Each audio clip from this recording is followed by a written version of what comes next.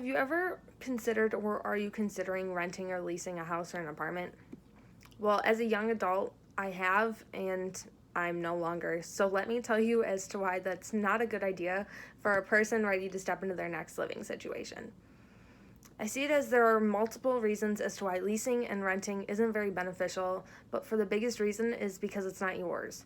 So you're answering to someone else for everything. If there's damage, you have to wait on someone else to handle it, on fixing it, or you have to pay for it yourself, which usually isn't in your contract. Financially, you're answering to someone else as well because it's on their time and it becomes their money. Not to mention, they can cut your lease short or sell your house right from under your feet. They can charge more after your lease is up.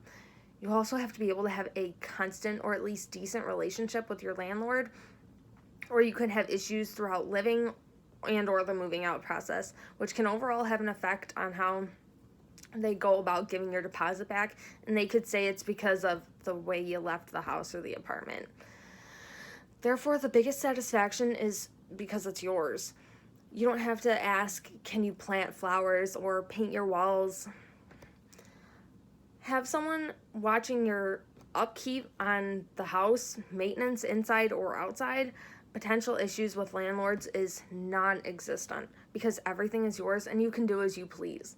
Not to mention the possibility of having your house sold out from under your feet or a contract change. You don't have to answer to anyone else on anything. Even financially, you usually work through a bank because most likely you're going to take out a loan and you can work out payment arrangements. And no bank is going to want to foreclose on a house. I learned that in a statistics class. You're also making payments on towards a purpose. You're trying to pay off something that is not making just temporary payments.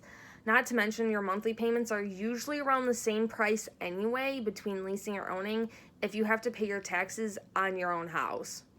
Well, you just have to pay the taxes. That's usually the difference. Statistically speaking, in 23 scientific reasons as to why owning is better than renting, in quotes, home ownership is 38% cheaper on average than renting nationally, which is a 3% decrease from 2013. Their calculations are based on a traditional 20% down 30-year fixed rate mortgage. They compared the total cost of home ownership, including maintenance, taxes, and insurance, to the total cost of renting for the same period. You can calculate your net worth by subtracting your financial liabilities from your assets, which includes investments, savings, retirement funds, home equity, and other valuables.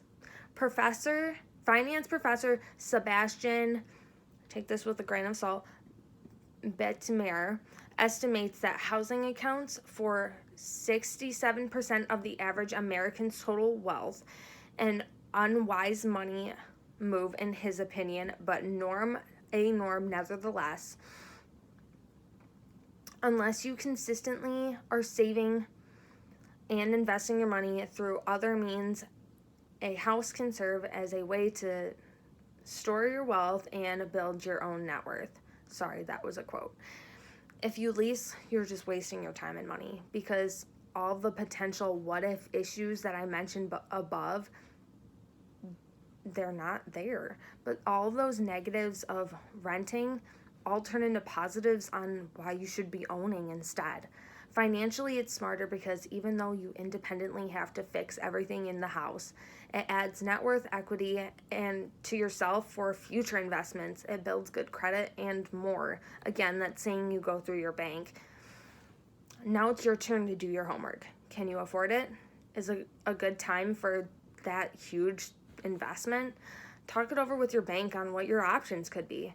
But based on everything I just told you, there are far more better reasons to buy a house than to rent or lease.